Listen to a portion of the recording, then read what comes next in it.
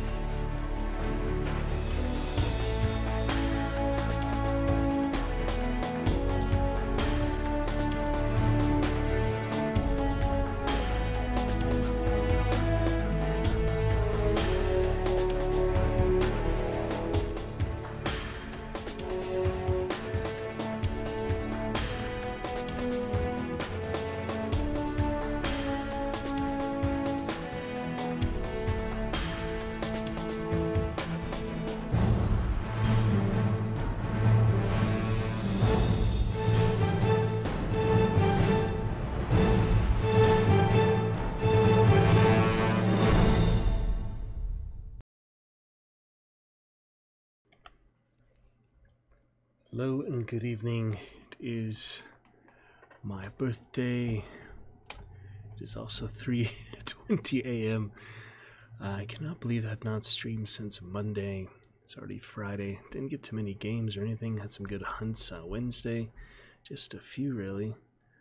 Guess been very busy, I guess. I don't know. But anyway, birthday weekend has begun. We will get to Micro Chapter 50. I was hoping to get to some Dying Light tonight. Red Dead or such, but not looking like it's in the cards yet, so we'll look forward to next week. Hopefully more time, even though I will have a 5-day work week for the first time in a while to get to, but it's gonna be a good weekend first and foremost. Hope you are all doing well here in the Dragon's Roost. A great place to be. Had a bit of fun with Dying Light last time. We're gonna finish that off, check out some other things. I need to get some sleep before I head to Los Angeles, so let us begin here with Micro and end with Micro for now. Gonna be fun though, gonna be great. Anthony's Essay, tonight's Twitch title. Didn't realize there's a game named that. We could take a quick look for that. Maybe it's on Steam. Don't have Epic Games or really anything else, just Battle.net, so. Anthony's Essay, whatever that is, it's not on Steam. Super Anthony Joltsy, the other one with my name in it, that is on Steam. That's the other one I actually saw here recently. I mean, in another category. That looks like almost Minesweeper. It's like a math calculator game. Manage falling. It's not even out yet. Super Anthony. Manage falling tetramenos with an innovative top-down perspective.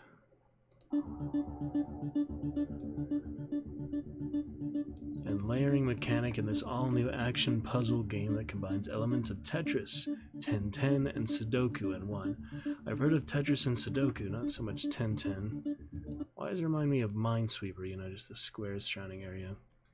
Let's check out Super Anthony, developer. Got Joltsy as well as Pajithko, another puzzle game. This is definitely more like Tetris. An action puzzle game that is unique and familiar with incredibly fine art and the greatest classical music in our world's history.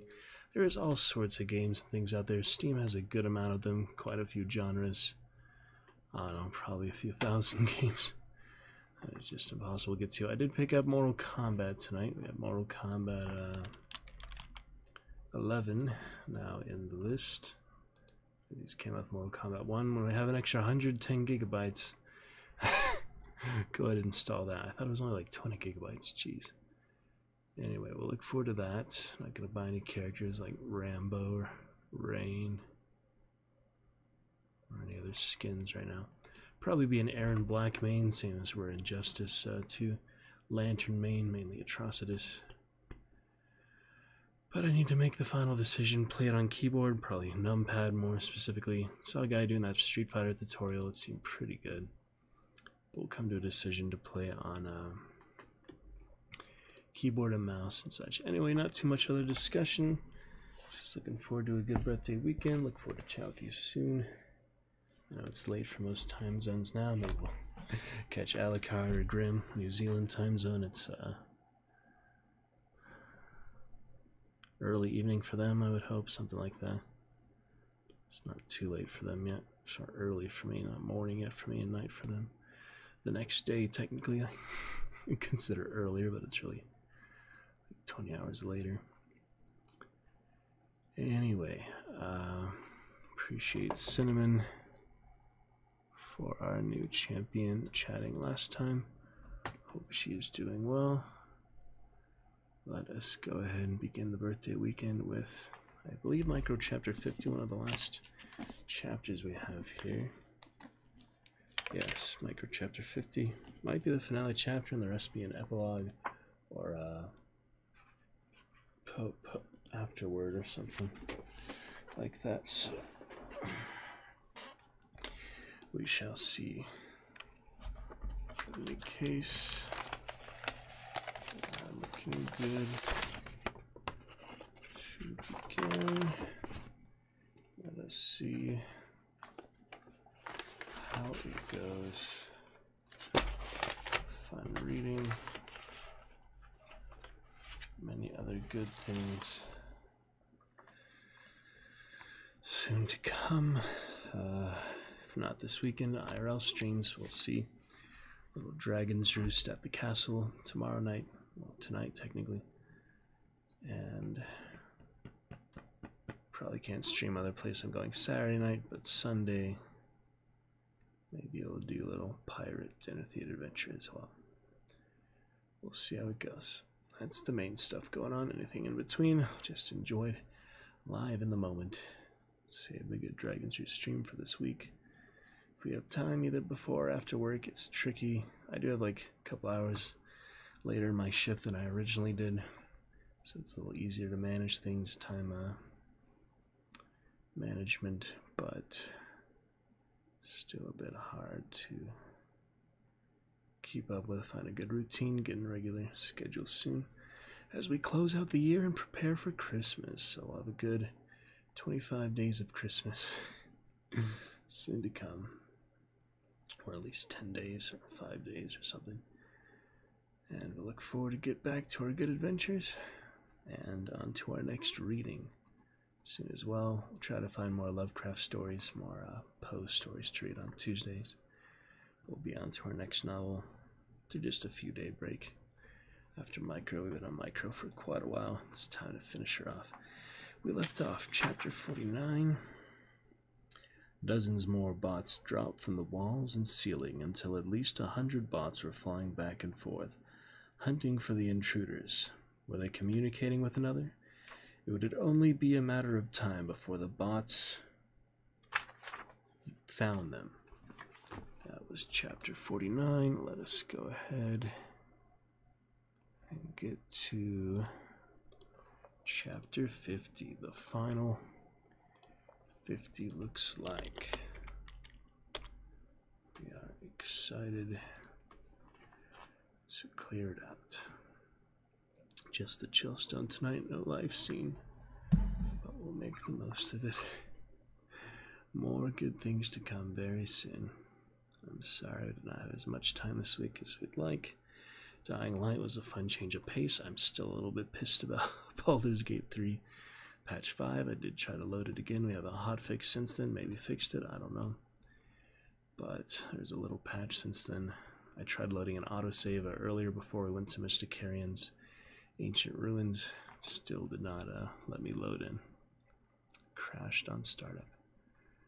Here at the 10-minute, 20-second mark, we begin with Micro Chapter 50, Tensor Core, 1st of November, 5:10 a.m.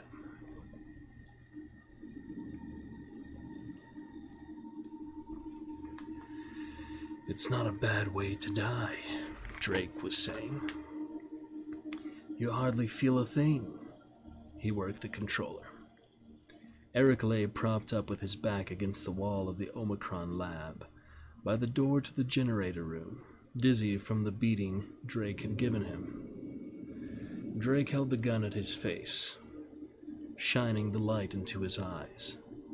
Eric could feel a bot cutting through his forehead. Blood had begun to drizzle down his face, getting in his eyes. He could see specks hovering in front of his eyes, their props whining like mosquitoes. Apparently, Drake could direct them with the controller, because they all suddenly flew toward his face. He felt them landing on his cheeks, his neck, exploring his eyelids. A bot crawled into his shirt. He could feel it, and heard its engine buzzing. You see how they ignore me? Drake worked the controller. It's because I have the controller. Drake thumbed a joystick, and a bot crawled up Eric's cheek and stopped by the corner of his eye. I can make them crawl into any orifice in your body. Why are you doing this to me? Research, Eric. Eric felt a slight sting near the corner of his eye. The bot had planted its scissors into his skin and was making a hole. It tucked its head into the hole and began wiggling in, snipping through skin cells with the blades. A droplet of blood headed up to his cheek. The police cars closed off the access road to the industrial park and set up a security perimeter around the Nanogen building. The vans moved into position, and the hostage rescue squad deployed. The flashers on the police cars played across the metal building. Dan Watanabe waited behind one of the cars, watching the building's door.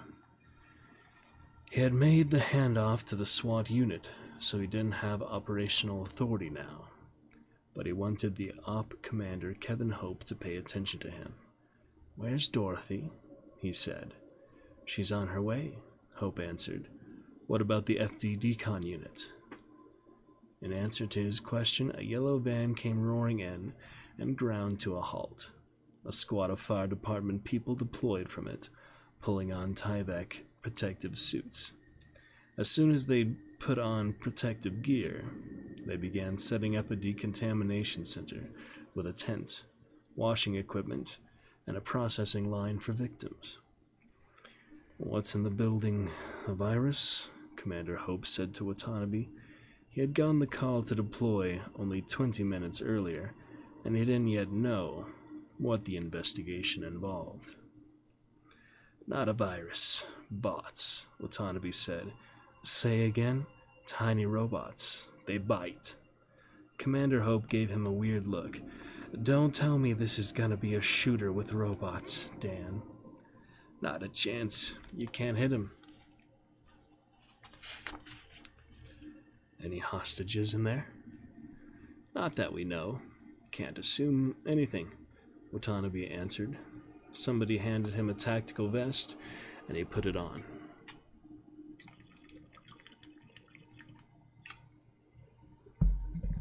Somebody else brought him a handheld multi-channel communicator. He took the device and keyed it on and said to Commander Hope, You want me to take the call? Hope gave a wry grin. You talked us into the deployment, Dan. You talk us out of it.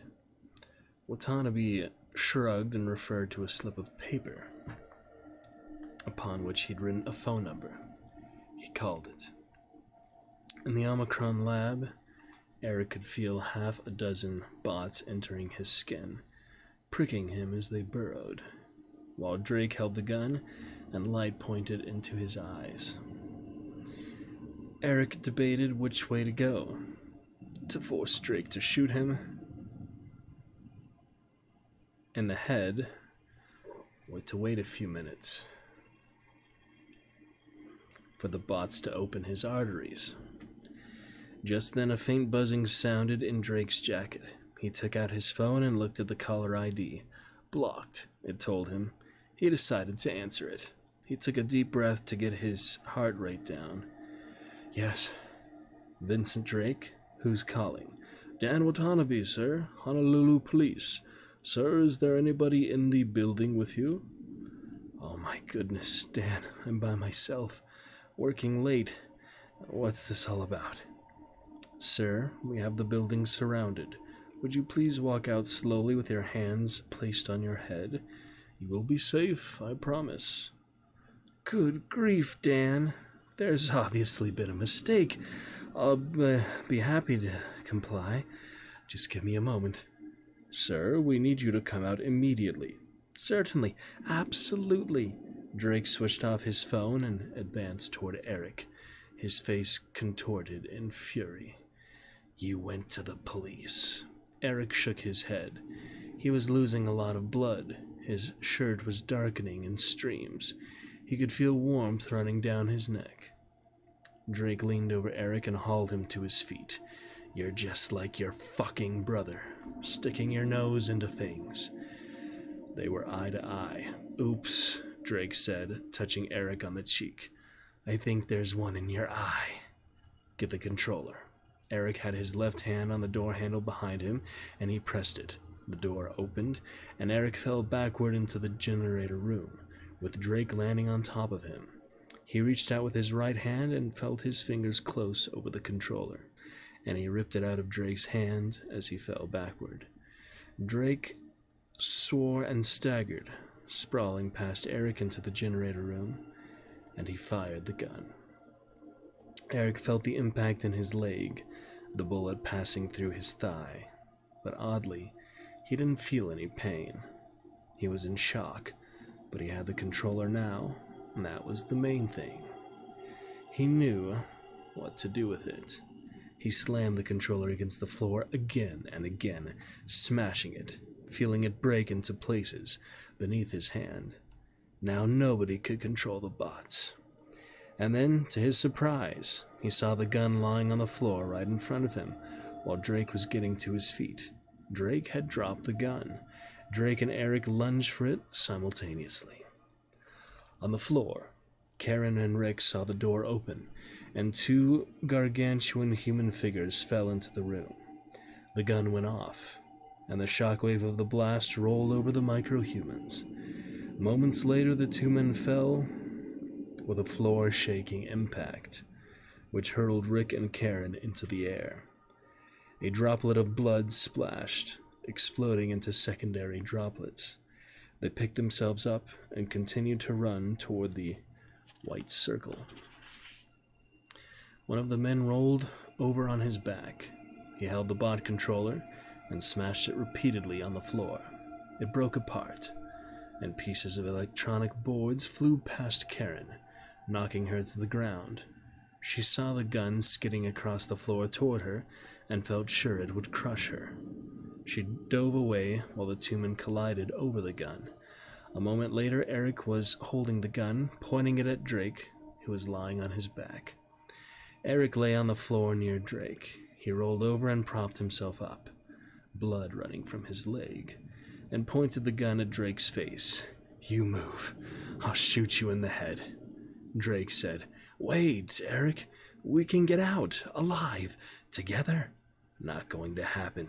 You killed my kid brother. Eric steadied his finger on the trigger. But Eric, you're completely wrong. I did everything to save him. You're insane.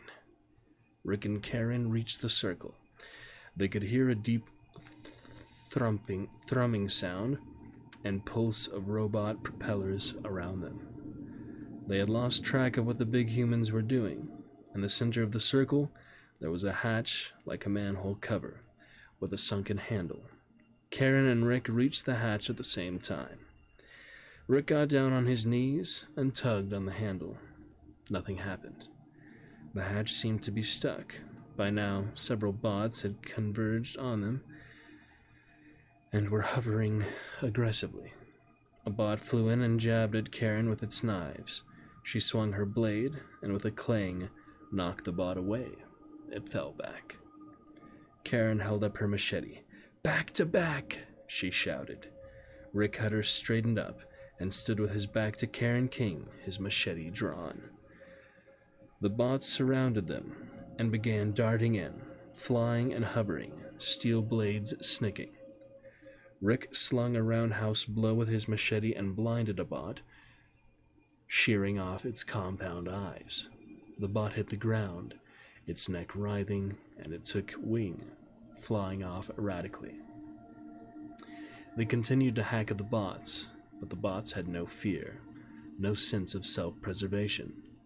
Whirling her machete, Karen said, "Open it, I'll cover you." Rick bent over and tugged on the hatch again, while Karen straddled him, facing the bots, fending them off. But the hatch wouldn't come up. He began prying at it with the tip of his machete, then tried hacking at it. If he couldn't open it, he could cut through it, but the blade bounced off the plastic. "I can't get it open." "Listen, Rick." "Ow!" she cried out in pain. A bot had slashed her. She swung her machete over her head. "Try again! Hurry!" she yelled. That did it. He threw himself on the door and wrenched it open. Inside was a single red button. He jumped on the button with both feet. The floor shook. The hexagon began to descend into the floor until they were swallowed in a hexagonal chamber. A bot had gone inside the hexagon with them. It seemed confused. Rick fended it off, banging at it with his machete as it bounced against the chamber walls. The lights changed colors, followed by a humming sound, and then a dreamy feeling came over Rick Hutter until he felt as if he was floating in space, and dancing with the bot, and dancing with Karen King, the three of them whirling around and in a mad waltz. The tensor generator powered up, and the fields crossed and recrossed, and wound up in poloidal loops, and the hexagons raised up and met the floor. Rick Hutter, Karen King, and a gigantic enlarged bot were left resting on the floor. The people were full size. The bot had been expanded to the size of a refrigerator. Eric was lying on the floor, bleeding heavily from a wound in his leg and from several bot cuts. But he was conscious, and he kept the gun trained on Drake, who had started to crawl across the floor toward Eric, an expression of fear working on his face. "Get Eric," Rick said to Karen. They scooped Eric up by the shoulders and feet and began dragging him out of the chamber. The gun slipped out of Eric's hands and hit the floor. Drake got to his feet and made a mistake. Instead of going for the door, he went for the gun. In that split second, Rick and Karen got Eric Jansen out of the generator room, and they slammed the door shut. Karen saw that it had a simple deadbolt. She threw the bolt. This left Drake locked inside the generator room, in the company of 100 flying microbots and one giant bot. The big bot sat on the floor, its compound eyes turning left and right, its gooseneck waving, its turbofan blades shrieking, but it couldn't lift off. It had become too heavy to fly. Drake glanced at the big bot, then stood up, holding the gun. Rick and Karen watched from behind the bulletproof window as Drake picked up the bot controller. Eric had smashed it thoroughly. He tossed it away. They saw Drake's lips moving and heard his voice faintly through the glass. "Let me out." Rick shook his head. Drake fired at the window. The bullet starred the glass, but didn't break it. Drake walked up close to the window. "Please help me. I'm very sorry." A head of blood appeared. hanging at the tip of his nose. He backed up a few steps and looked around wildly, and swatted at a bot circling his head. He cursed and waved his gun around, the light beam crisscrossing the chamber. He caught a bot in the light and fired the gun at the bot, pointing the light around. He fired again, and again, and again Drake fired at the bots, until the tinsel room filled with a haze of cordite smoke. Then he took his cell phone out of his pocket. It was ringing again. "Hello, Lieutenant. Would you please come get me? I'll tell you everything, of course. I'm in a bit of trouble in the generator room. The generator room in the center of the building. Bots? There are no bots in here. Dan, it's perfectly safe." The phone slipped out of his bloody fingers and clattered on the floor. A nosebleed drenched the front of his shirt. Drake coughed, spraying blood. He staggered forward and pressed himself against the window and stared at Rick and Karen. "I will have you killed. I swear it." His eyes went wide and a bead of blood appeared in the corner of his right eye. A bot emerged through the white of his eyes and began crawling across the surface of Drake's eye, dragging blood along with it as it crawled. Drake seemed to be watching the bot as it crossed his cornea.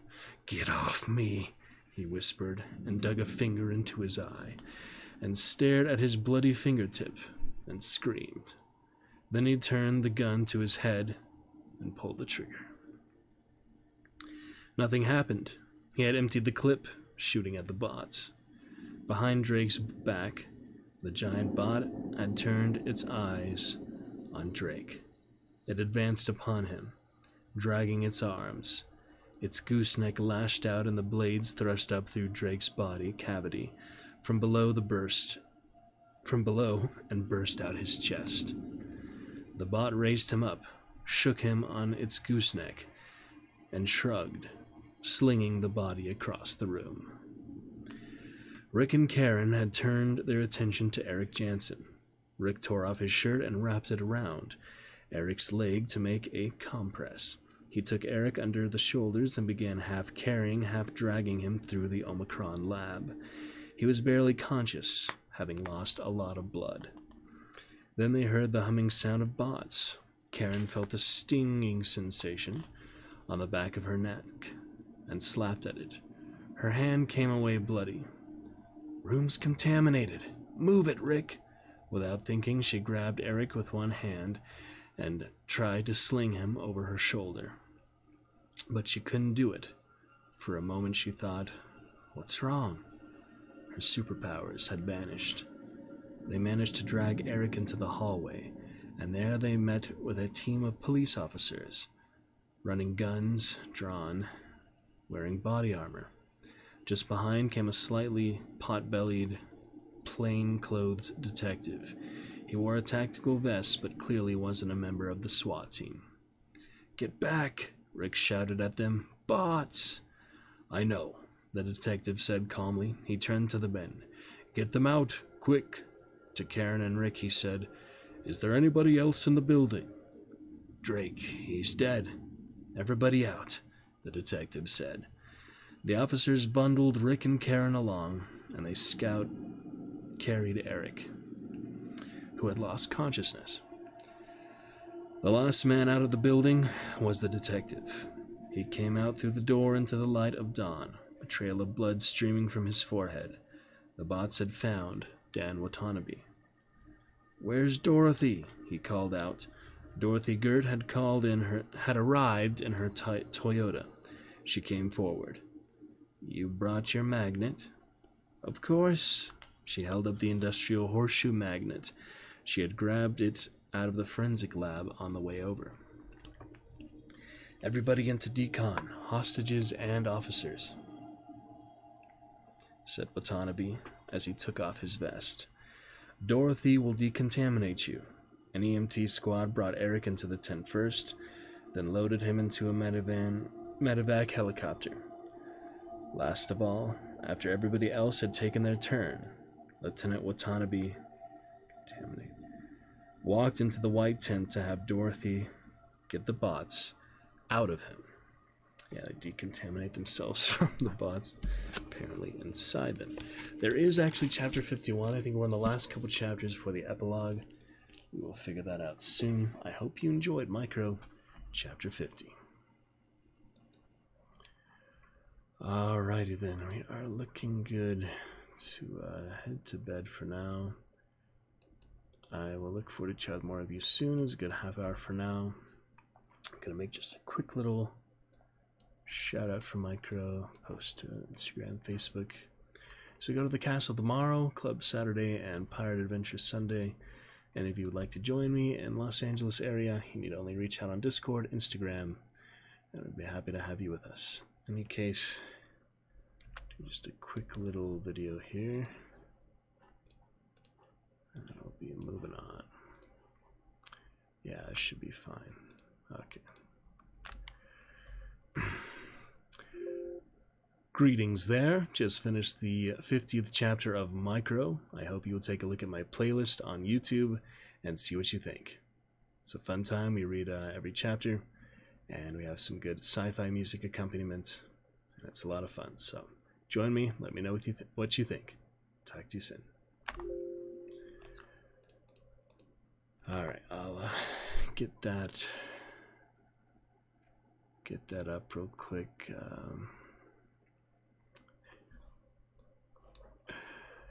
Just a little bit there. Okay.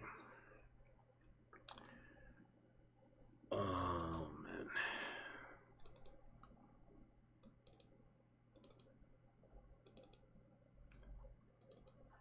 For Anthony's essay, I don't think we'll replace that just chatting. Not that we really have many just chatting viewers, chatters, but for special occasions, you know, my birthday, a special occasion. It's a fun new category just to give it a try. Should we get a clip of Anthony's essay? Why not? Good to go here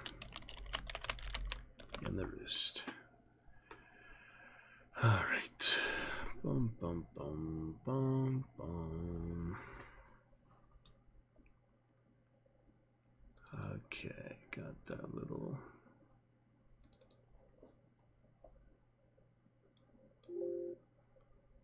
Yeah, I just send that over and on my phone. It's I tried, you know, the DaVinci Resolve video editing on desktop. It's just so weird and complicated. I'm going to edit on my phone. Should be a little bit easier. Let me just send that through Targaryen group chat.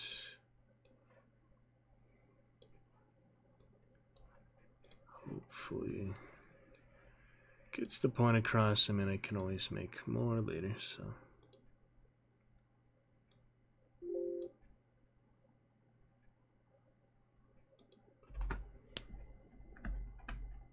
Oh.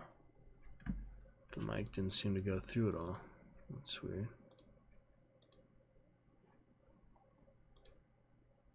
Let me see if this works or not.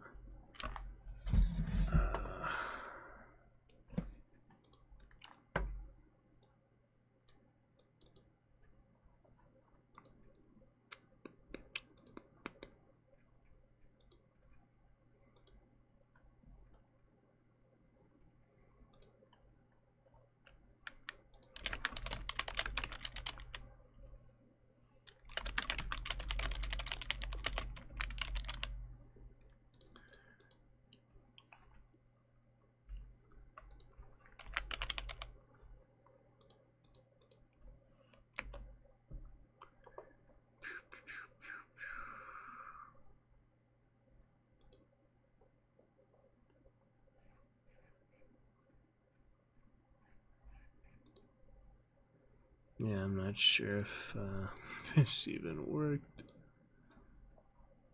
I mean, I had the mic icon. Why won't it let me see the video?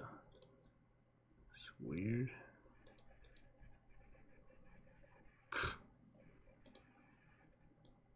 Huh. Yeah, from what I can tell, the mic did not actually transmit. Maybe I had the wrong mic set up. Should be working, but Let me see. Recordings, audio, microphone is virtual face rig. What the fuck? We always want voice mod. How did it get set to face rig of all things? I have never even used that. I just got that on Humble Bundle and tried to set it up, but damn it. Well, try that again. That did not work.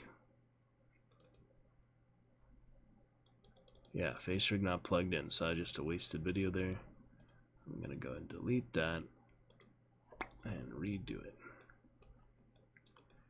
Now it should work. I set the right mic input, but we'll see. Try once more. Okay, here we go. Greetings. Greetings. We just read chapter 50 of Micro here in the Dragon's Roost. Would love if you check out my YouTube playlist of the reading so far. We have that on YouTube, Ace the Sly, and we've been reading every chapter that at the beginning of streams with some good sci-fi music accompaniment. Hope you check it out. Let me know what you think. Lots of fun getting to the last couple chapters here and the epilogue very soon. Thanks. Hope you check it out. Talk with you soon. Okay, at least that should work.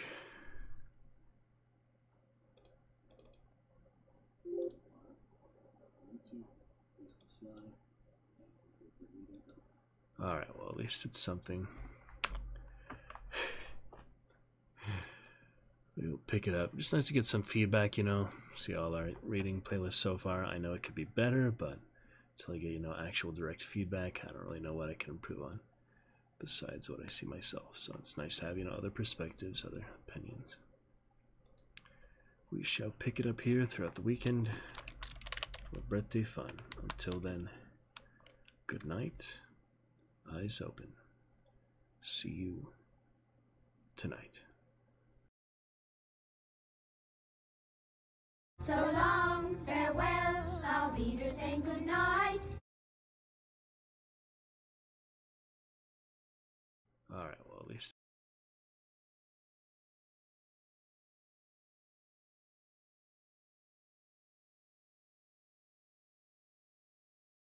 it's something.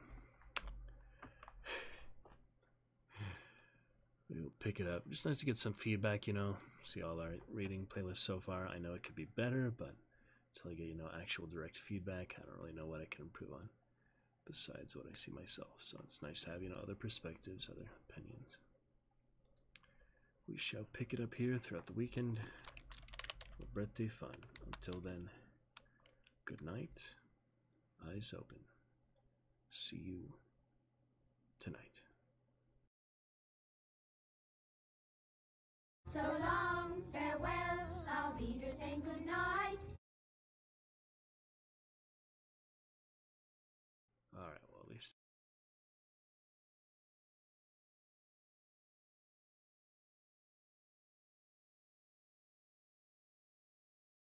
it's something. We'll pick it up. Just nice to get some feedback, you know. See all our reading playlists so far. I know it could be better, but